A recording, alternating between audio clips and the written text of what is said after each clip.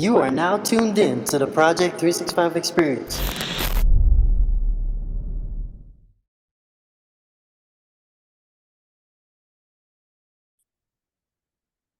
I'm like super excited. It is with immense joy in my heart that I get to welcome former university basketball player, current university assistant, and the queen of mental health, Naomi James. Naomi James, how are you? How are you? A lot has been going on in your life. How are you? A lot has been going on. I'm really good. In the world or just Everything in for my you. life? Everything. Um, Honestly, lots, like a lot. So I'm back in school trying to get my master's in mental health. So Hmm. right now it's in mental performance. And so I want to get my master's in mental health. So I'm doing that now Hmm. at Yorkville. Um, I am currently like looking to obviously always looking to expand my business. So that's always on the front of my mind. And of course, I have a 1 year old. So also taking Congratulations. care of my 1 year old, thank you so much, is all I do. I just kind of try to juggle those. We don't give enough credit. We don't give enough credit to, in my opinion, um, me as a guy. We don't really give enough credit to women to be able to juggle as much stuff as they do. And how how hard, I'm gonna use the word hard, challenging, is it? Like to be able to kind of like, if ever you want to stay relevant to like you want to push your business, you want to stay relevant in sports and that kind of stuff, like talk about a bit about the challenges that women face that some guys might not really understand. Yeah, that's like a lengthy response, but a great question. I think that as a society, although we've made a lot of changes, there's still a lot of expectations and still a lot of, I would say, like traditional views of what like a woman obviously should be doing. Um, as somebody who's also an entrepreneur, it's honestly a really big challenge. Like I'm not gonna say, sugarcoat it and say, yeah, it's great. It's Mhm. it's it's really it's really tough. Sure. Um, and so some of the things that you're trying to do is you got to kind of like essentially like if motherhood is a full-time job, you're now adding another job on top of that. So essentially you're doing the equivalent of like three jobs. And so the hardest thing to do is to kind of balance and find a balance that also doesn't make you feel guilty. Um, and that's actually one of the hardest things to conquer is like the mom guilt that comes from having to literally like sometimes like give my son to like my family. We have like very supportive families, so being able to like give him to other people, and just being okay with him being with other people and not with you is really challenging. Like when you put kids in daycare, they always say like, there's this like guilt because now you're not with your kid all the time and you were just with them and attached with them. It's a real thing. But mom guilt is also a real thing. And I think that's actually the hardest part about being both a mom and being self employed. And then the other thing too is just like there's only so many hours in a day. So you have to be really productive with what you're doing. And again, like adding school on top of that means like I need to find time for readings and I need to make sure that, like he's fed and that I'm able to put him to sleep and all of that stuff. And again, I'm not by myself, so I don't want to act like it's just me, but I definitely feel like I feel that weight and that responsibility, I would say like more heavily. Um, so he's always kind of on the front of my mind. And then I kind of take care of other things after that, after I've taken care of him. So I think the most challenging things would be like the mom guilt, the time management, and then obviously also needing to prioritize, and then knowing what those priorities are because he's always first, and then everything else kind of follows that. With what you're saying, like I think what's really sticking out to me is how important is it to have a strong support system to be able to allow you to do these things. It's the biggest thing. Like, I would not be able to do anything, like, again, without my family and without, like, my partner's family. It's really important that we have that support system, and that, they really are okay, like, when Chase, that's my son's name, like, when Yeah. Chase is with them, they're literally like, "Go, do what you need to do, like, don't even worry about it," like, they really take on that responsibility, um, as long as I've made sure, like, everything's in order, and so it gives me a really big peace of mind is actually the biggest thing about having that support system because, you don't just trust your kid to anybody, and I Sure. would even say, like, even in saying that, I feel like I've been more lenient. I'm okay to, like, let him go to other people. I've never been the person that's like, "No, don't touch my kid," unless you're like, a weirdo, then, yeah, don't do that, but, um, but I think that, like, having a really good support system where I can really lean on them and trust that they're gonna handle, Chase the way he needs to be handled is actually, really important and is literally the backbone of everything that I'm able to do. It's so funny, we're using that word support. And for the listeners, Naomi is a mental performance consultant, right? Mhm. You provide support to athletes. Yeah. Talk to us about what entitles in your job as we shift into kind of like now this entrepreneur. We got to know a bit the mom side. Now let's talk about Mhm. the business side. What is a mental performance consultant? Mhm. So, a mental performance consultant is somebody who has obtained their master's basically level degree and or equivalent, and their main field of study is going to be sports psychology. And so, essentially, we are kind of um, below mental health professionals in that we do not assess, treat, diagnose any sort of mental health concerns. But what we do actually do is we implement and provide evidence-based strategies that both help with performance and with mental wellness. Because essentially, when we look at some of the mental skills that we're using, not only are they going to impact your performance, but the same way that they can do that is the same way that they can actually be sort of like a preventative, strategy to hopefully negating some mental health concerns. We cannot guarantee that this is going to happen, obviously, but in the same way that you're utilizing something like self-talk in order to better your performance is the same way that the self-talk is going to then impact, like you down the line and in your everyday life. So we really are focused on, yes, performance. It is very important. That's the main, thing we do. But a lot of mental performance consultants want to also focus on the athlete as a whole, as a human being, and want to make sure that they are well.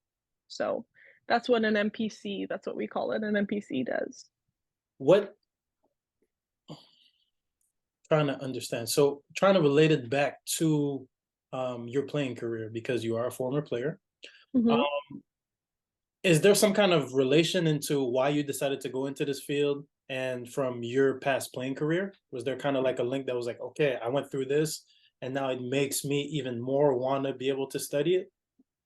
Yeah, it I actually think that, like, I've had a perfect segue into this field, and so, when I began playing basketball when I began my university career, I was, on a team, and by the second year, I was captain of that team, and then by the third year, the expectations were only elevated, and so, this came with a lot of, like, pressure, and, at the time, I didn't really know it, but one day I just saw, like, I needed to take an elective, because my major was both psychology and sports studies.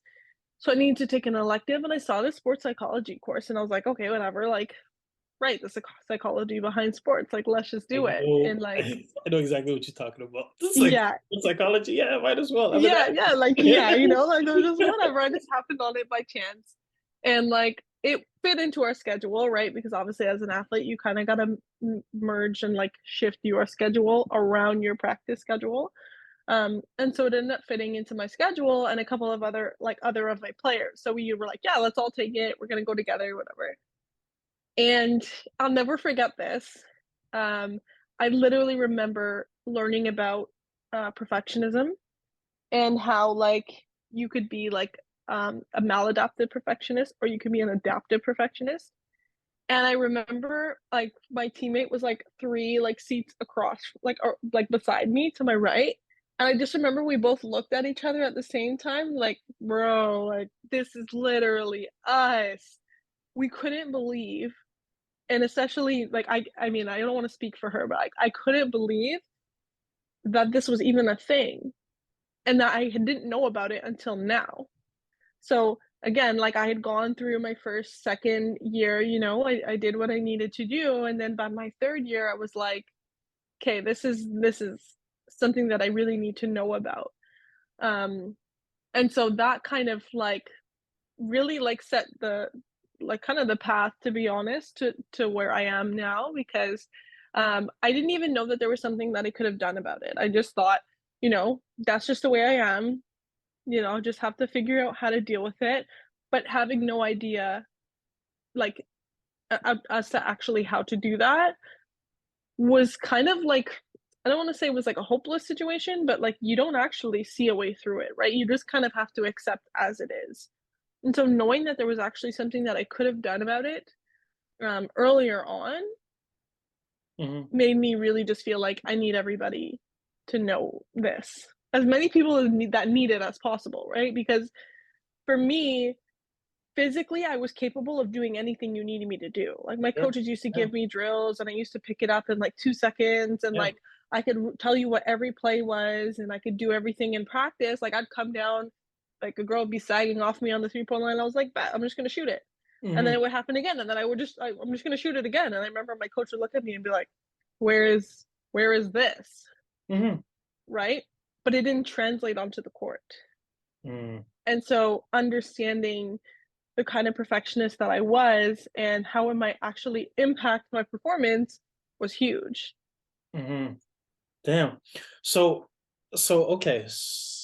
Obviously there's a lot to unpack here, because I think as coaches we're aware of it, but we don't really kind of tend to it. And a lot of coaches don't necessarily have, let's say, the professional on their staff, right? So what are some things that you would say coaches, assistant, like coach, head coaches, assistant coaches, parents, what are some things that you have to be aware to be able to support your athletes through the ups and downs that they might go through in their sports? There's so many things. What would be I'm gonna say either the one that you would say is very common, like the one that you like off the top of your head, like most people will have to face, or just you think the one that will be able to provide that breakthrough to be able to translate 2 games from practices to game? Are we talking about perfectionism? If we're talking about perfectionism. Okay. Because that's a big one, because the reason why I kind of want to stick on this one is because I went through it also as a player. I was also, so I used to play, I'm laughing as I say this, but I was 6'3", but I had to play, I had to be a big, right? Because we're a very undersized league and all that kind of stuff, right? So, you know, so whatever. As a big, you don't necessarily handle the ball as much. I remember at one point during my playing career, I was thinking, I was like, yo, I see these guards, they have the ball in their hands, handle, shoot. So some of them would shoot the ball about 15 times, right? 15 times, sometimes more. Me as a big, a lot of times what I realized was that I ended up being the bailout for when the guard just went down to the paint, see they could have scored, just throw it out to the big and a big finish, right? But then what I started realizing was that as time started going on, my confidence, I guess, started going down because I was getting less touches. And when I would miss one or miss 2, I would keep thinking about the 2 that I miss. And you know what I'm saying? So it's like, that's where I kind of want to stay, because I kind of see, I guess, a bit of perfectionist tendencies in that. Yeah. I actually don't think, like, it was me relating the amount of shots that I was getting to the ones that a guard would get. They would have 16 and just miss 4, and it wouldn't do anything. But for me, if I would go 4 for 6, I'm like, damn, yo, those 2, man, yo, if I, you know, and instead of having to play Mm. the perfect game, instead of putting myself in the place where I was always thinking about the perfect game, I kind of started being like, okay, well, what is the perfect game? Perfect game doesn't really exist. Mm-hmm. Like if I told myself to visualize what a perfect game for myself would be, it I don't know, like is it even possible? These are Yeah. all like afterwards when I started reflecting afterwards. So just in terms of perfectionist, like let's say somebody has those tendencies. I know we're jumping a bit all over the place, but I really Mm-hmm. want to stick onto Yeah, this. it's Like, okay. It's yeah, okay. yeah, I really want to stick onto this. So, um, what would you say is like some tips that you would give somebody in terms of if they were to face that kind of challenge? Mhm. Well, I think that, like, this one that I'm thinking of is helpful for both coaches, Mhm, parents, and athletes. So if we're considering, like, the actual player and then the supporting, of the player, perfectionism is really hard to identify as an athlete because we ask athletes to push themselves past their limits all the time, right? And so, like, mm, I'm gonna talk about things like traps that, like, coaches and parents fall into after, but I first wanna talk about, like, the athlete themselves. Because, like you said, like, I was a perfectionist, you were a perfectionist in a sense. When you don't get multiple opportunities, you really blow up, right? And exaggerate the opportunities that you're actually awarded. mm, So besides like the technical and the physical components of what you were going through, because for sure, like you not getting enough touches in and of itself is not going to boost your confidence. Like the backbone of confidence is actually competence, right? Knowing that you can do it. But if you're put in positions where you never get the ball and you're now expected in game to score, we're not actually training you. We're not actually giving you the means to be as successful as you mm, need to be. So mhm, that in and of itself is its own component that I'm actually going to stay away from. But I just wanted to start it off by saying that because there is definitely a component of not training to the level that you need to compete at, period. If mhm, you're going to get, you know what I mean? Like we're asking you to rise to the level of your training, okay? Not, sink to the level of your performance. I need you to rise to the level of your training, which means if your training is adequate and appropriate, you will not be worried about, whether or not you score or not in those positions because you've been put in a position to be successful. So before we even delve into the perfectionism aspect, we need to make sure that our athletes, we're putting them in positions to actually be successful. yeah, Um, right. And I think that's really the beginning of it. Now, the other side of this is obviously, like you said, like you had like 2 or 3 touches a game. Those 2 or 3 touches are now going to matter more to you, right? Because the reality is everybody wants to score, but even underneath that, everybody's really looking to contribute. And so if you feel like you not scoring means you're not contributing, then essentially what's the point of you being an athlete? Right? Like, mhm, why play basketball? Like, the goal of basketball is to put the ball in the hoop. If you can't put the ball in the hoop, a lot of people will say, well, then, I suck or I'm not good or mhm, whatever. Right? So that's the first thing. And so you really know you're a perfectionist if you're expecting perfection, but also if any of the accolades that you get are also not going to be good enough. Like, for instance, I was on the All-Star rookie year. I was a captain by my second year, and I can tell you the way that I would speak to myself and the things that I would say to myself was not supporting the kind of accolades like I received. Like it was to the point where I could get an award, I would literally hand it to my parents. I'd be like, "Here you go, here you go." Right? Like mhm, it didn't matter to me. And as soon as it was out of my hands, it was like, "What am I doing next?" And so when we think about perfectionism, like I say all this because when we're talking about perfectionism, what we're really talking about is an unrelenting standard.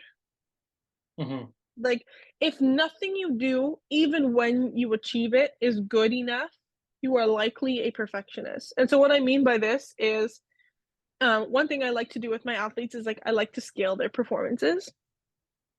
right? So I'm like, if you performed really poorly, like basically, terrible, you'd be like 1. If you performed to the best of your ability, you're going to perform at like we're going to say it, call it 10.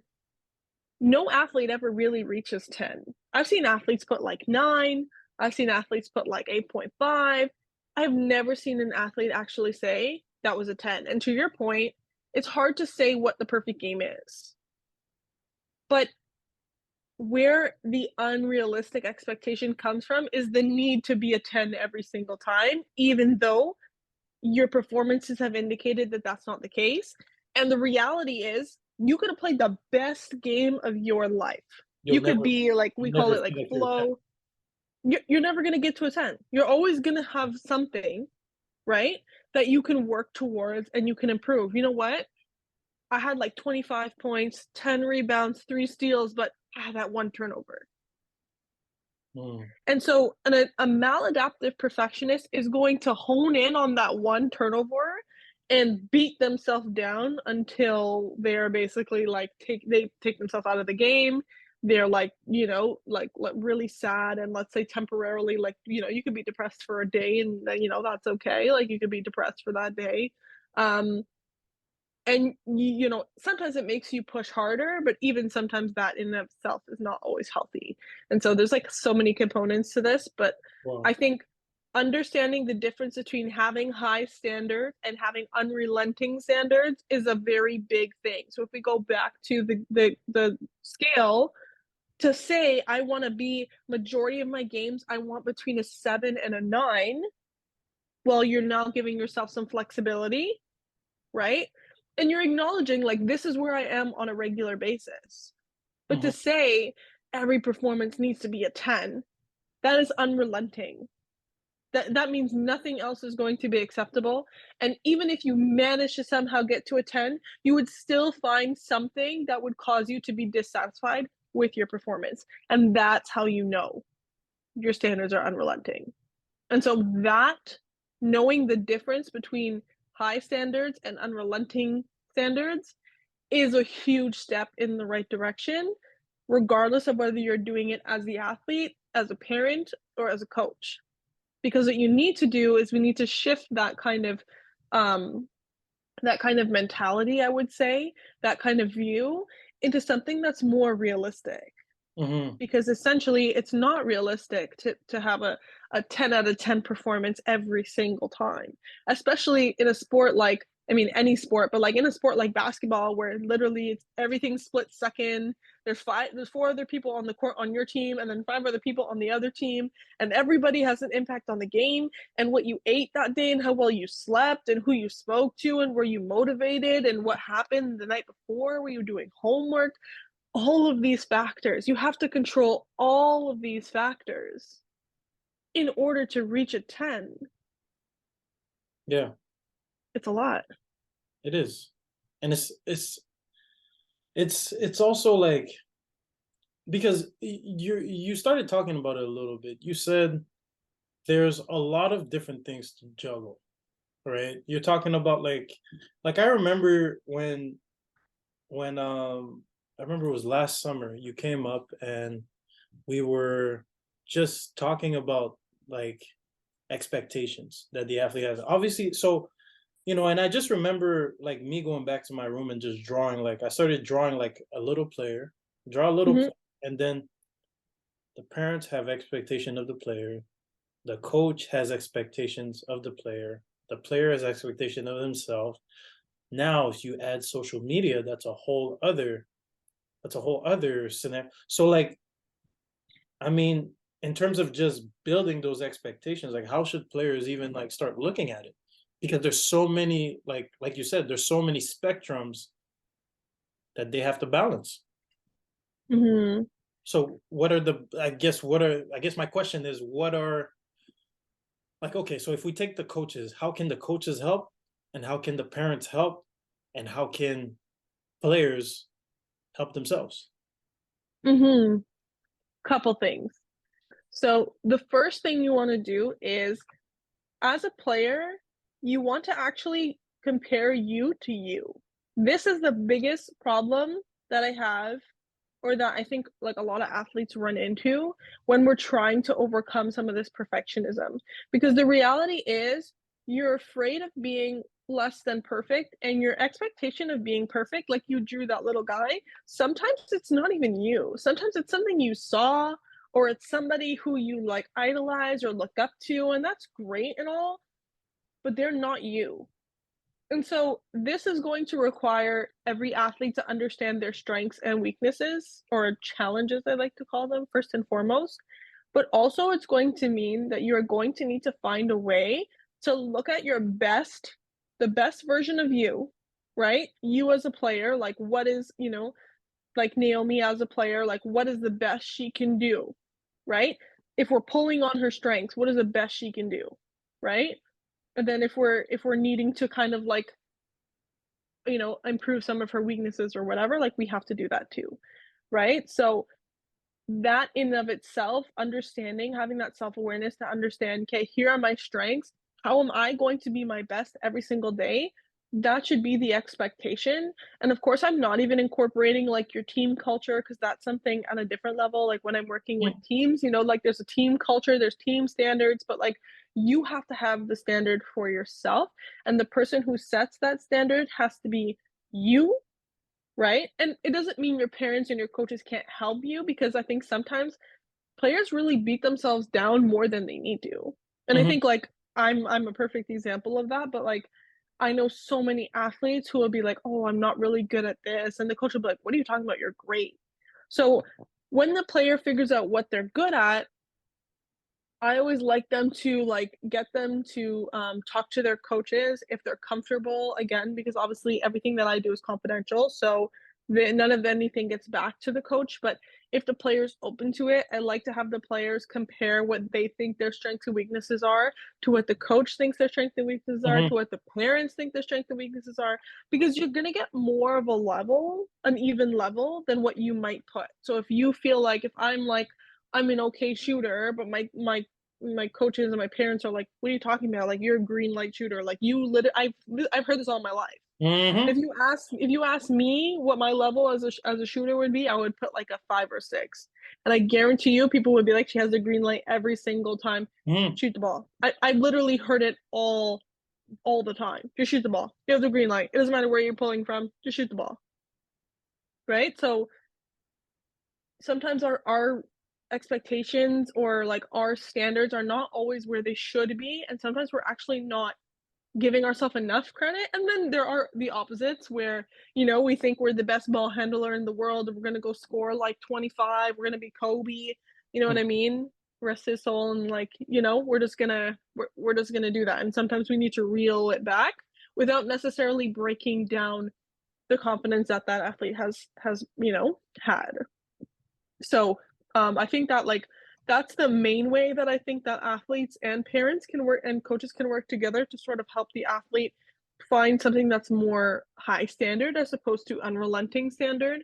Like you can also include things like, what, I'm okay with 1 to 2 turnovers, I'm okay with like a percentage of made shots, because essentially what we're doing is we're trying to say, I want you to be between like 55 and 75%, like on any given night, I want you to be there, right? And let's say we're talking about like in the key, or like if they're right to the like if they're at the basket or at the rim, like you can't expect every player to make every shot even if they're at the rim.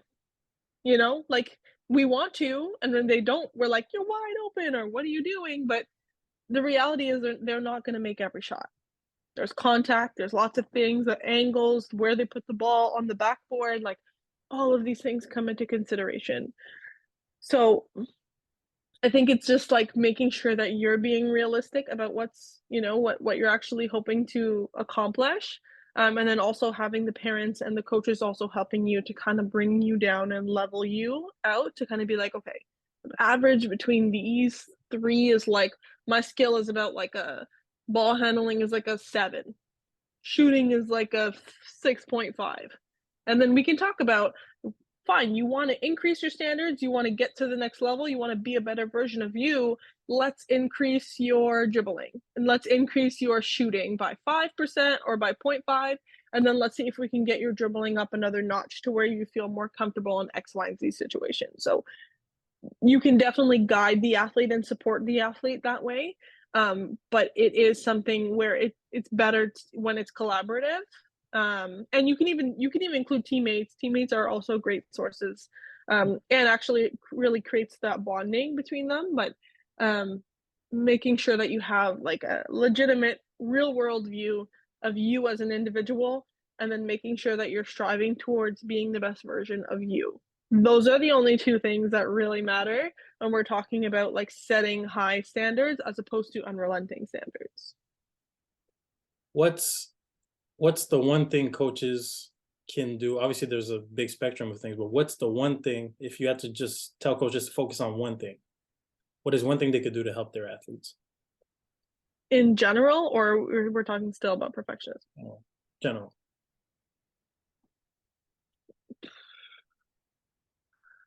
I think that creating an environment where people are actually safe to make mistakes, and I use the word safe very like specifically and like intentionally, because I think a lot of the times it's not okay for athletes to make mistakes. And if you're not allowing the athlete to make mistakes, the underlying message is you need to be perfect.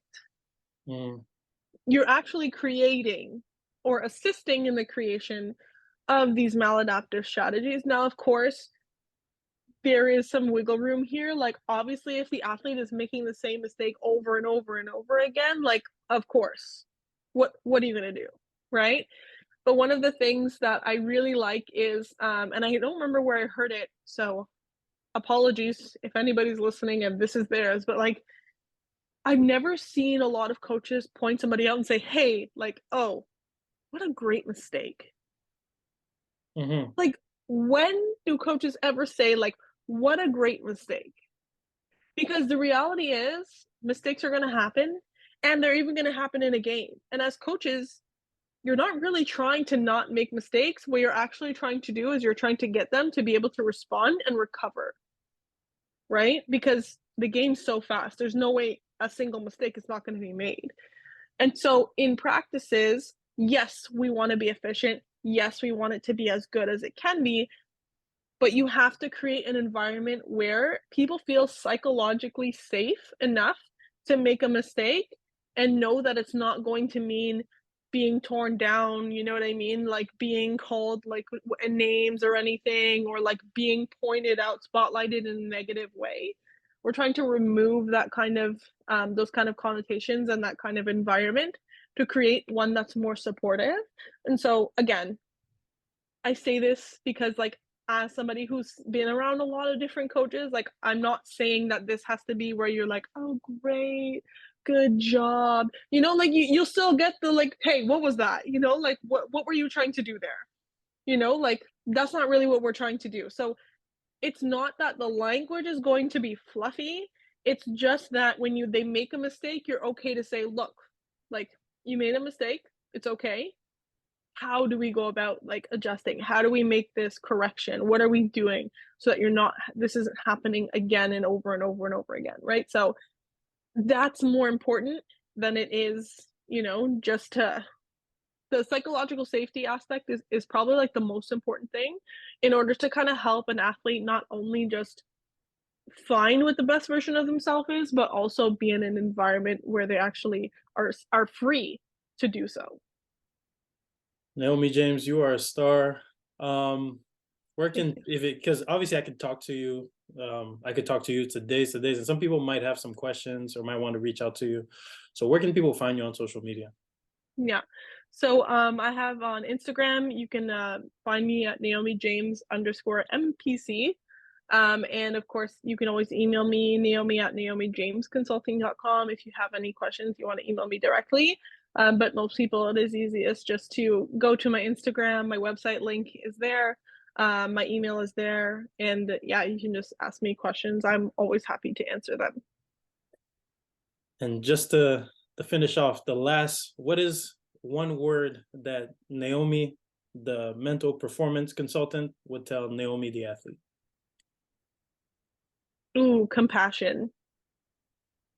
That would be my biggest one. Have compassion. It's really important, and it's still something I'm working on now, but really important. Naomi, I appreciate you. Appreciate your time making Thanks so much for having me. your busy schedule. No We'll worries. definitely talk soon. But this Yeah, was for good. sure. And please, people, if you guys have any questions, please go reach out to Naomi. She is the best. So appreciate you, Thank Naomi. you. Appreciate you. Oh, thanks so much for having me.